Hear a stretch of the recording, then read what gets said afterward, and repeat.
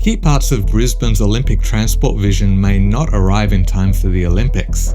The typical house and land package in Greater Brisbane has now pushed past $1 million, and while Brisbane keeps attracting more people from interstate, there's an increasingly heated discussion over whether the infrastructure funding is actually keeping up. Hey, I'm Adam and this is the Brisbane Channel, and this week we're looking at a city that seems to be accelerating in every direction at once, because almost every major story this week comes back to the same question: can Brisbane actually keep up with its own growth? And a quick thank you to this week's sponsors, Excel Psychology and YB Painting Services, more on them a little later. One of the clearest examples of that tension this week came from a leaked draft Olympic Transport Legacy Plan from Brisbane City Council. The document suggests the full expansion of Brisbane Metro buses into outer suburban corridors is now unlikely to be completed before the 2032 Olympics. Instead, some areas may end up with interim bus priority measures rather than full metro bus infrastructure. And Lord Mayor Adrian Schrinner has now gone even further, saying that without federal funding, the metro bus expansion simply won't happen at all. That proposed expansion had previously included corridors spreading towards Springwood, Capalaba, Castledine and Brisbane Airport, but now staged rollout of some future corridors appears pushed beyond 2032. While Council says patronage of the two existing Metro bus lines has jumped significantly alongside 50-cent fares, the broader vision of a much larger rapid bus network across Brisbane now appears far less certain than it did previously. And it's not just Metro bus expansion facing delays. There's also the proposed high-frequency City Glider bus route linking Hamilton and North Shore with Stones Corner through the CBD. The third City Glider route was first announced back in 2021 and had previously been expected to open around now. But according to the latest planning documents, detailed planning is now expected to continue into 2027. Council insists the project is still happening, but once again we're seeing timelines stretching further out. But to something more positive, the same transport plan also suggests shading on the Victoria Bridge is finally moving forward again after years of delays. And there are also renewed discussions around inner city walking and cycling links, ferry upgrades, and major corridor improvements around Bowen Bridge Road near the future Olympic Stadium precinct. But there's also a growing sense that many of these projects are still sitting somewhere in between vision and fully funded reality. And at the same time, Brisbane's existing public transport system is already under pressure. This week we saw more fallout from the ongoing Queensland rail industrial dispute, with businesses near train stations reporting major drops in foot traffic. One cafe owner near Nunda Station said revenue was down around 20% in April as commuters increasingly worked from home or changed transport habits. Then things escalated further when rail unions flagged industrial action during the NRL Magic Round. Queensland Rail said fans would still be able to get to games, but services may be reduced and passengers were being urged to travel early. That created a pretty awkward backdrop for what became one of the biggest Queensland sporting announcements of the week, because despite aggressive interest from Western Australia, New Zealand and other rivals, Magic Round has now officially been locked in to be held in Brisbane through to 2032. The state government says it wants to expand the event into a much larger statewide carnival tied into the Olympic lead-up. And in a way, this whole sequence of stories perfectly captures modern Brisbane. The city is attracting bigger events, bigger crowds, and bigger ambitions. But at the same time, there are growing questions around whether the underlying transport systems are keeping pace. If you appreciate all the work I put into bringing you the videos and podcasts on this channel, I'd really appreciate any support you can give through Buy Me a Coffee, or you can join the community of supporters that are members of the channel, which gets you extra content such as extended podcasts and some behind-the-scenes updates. Your support is much appreciated. Now to housing. Because while Brisbane continues debating density, transport and infrastructure, the actual cost of entering the housing market keeps climbing. A new report this week found that the median land price across southeast Queensland has now pushed beyond $500,000. And when combined with the average construction costs, the typical Greater Brisbane house and land package now sits at around $1.01 million. That's a pretty eye-opening figure when you consider that greenfield housing estates were traditionally seen as the more affordable pathway into home ownership.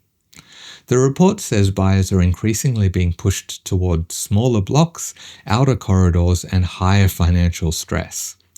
And this is where a lot of this week's other stories start connecting together.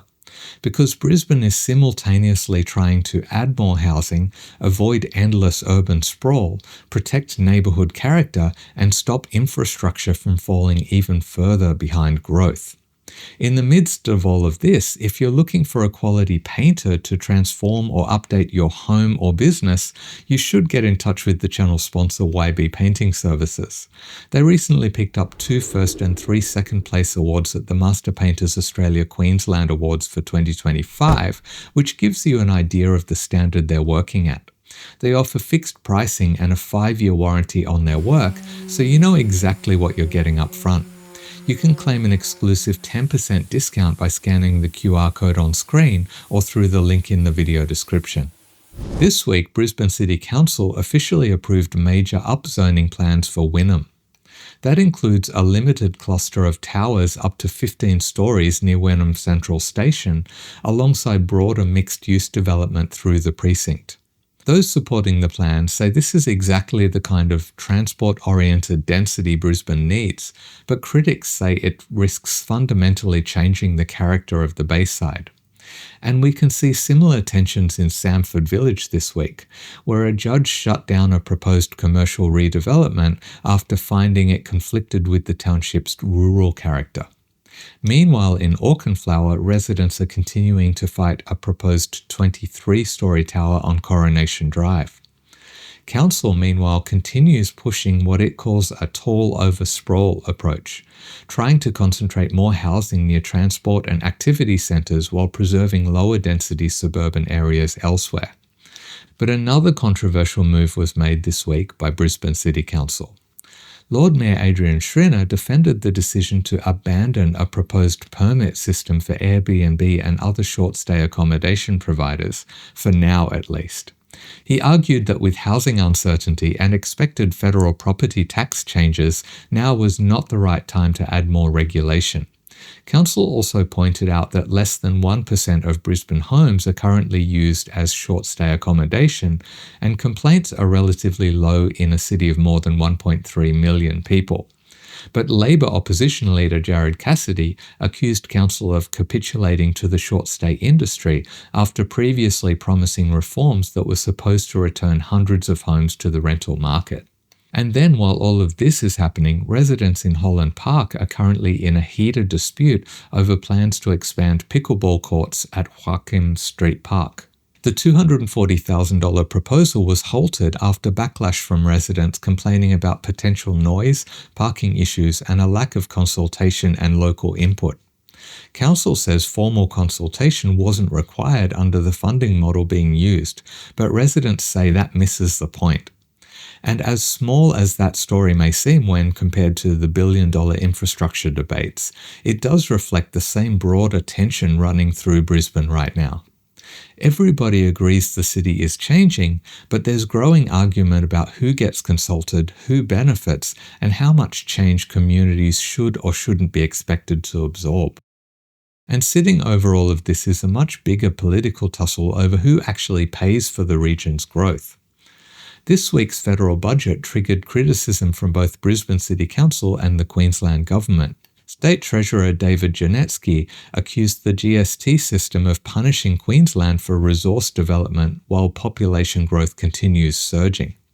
Meanwhile, Brisbane City Council argued the infrastructure funding still heavily favours Sydney and Melbourne, despite Brisbane now being one of the country's fastest growing capitals. Council highlighted that Brisbane and Perth were the only capitals to record net interstate migration gains in the 2024-25 financial year.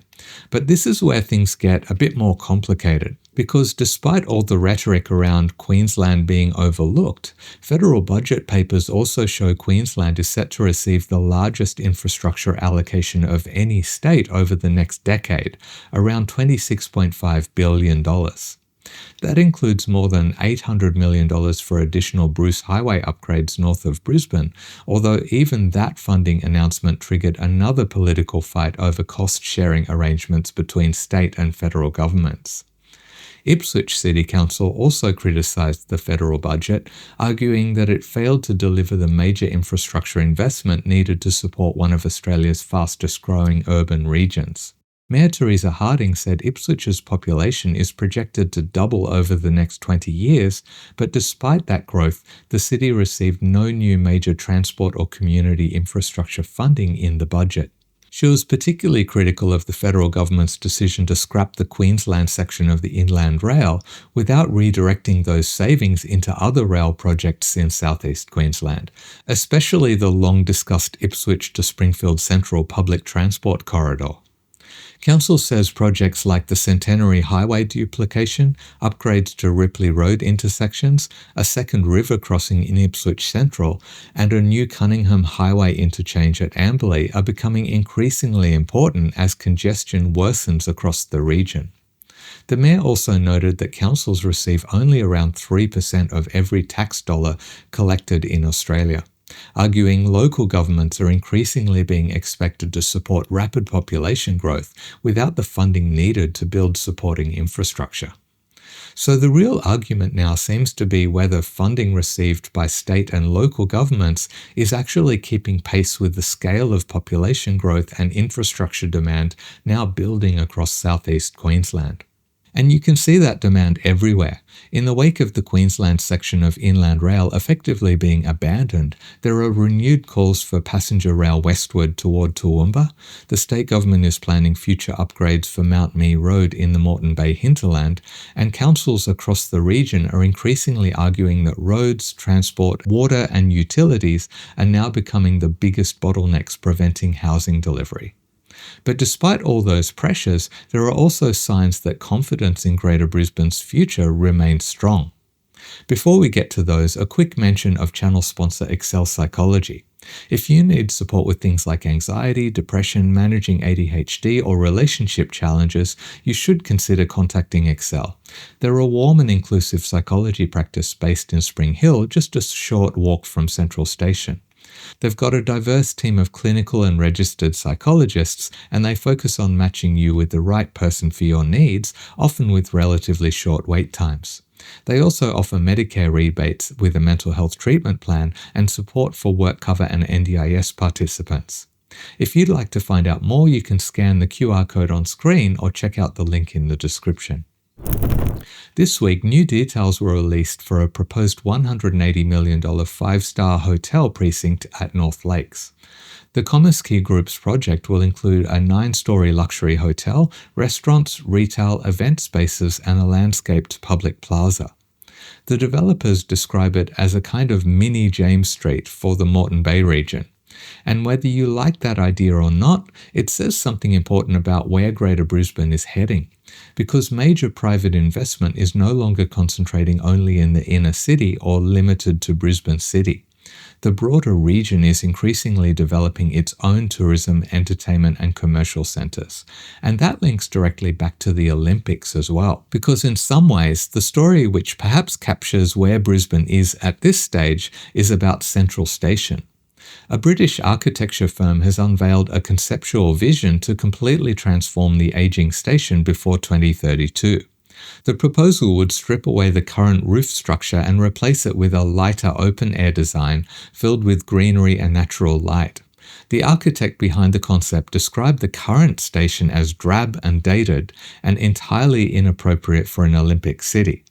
Whether anything like that actually gets built remains to be seen, but I think the symbolism of the idea is significant, because Brisbane increasingly seems caught between two identities.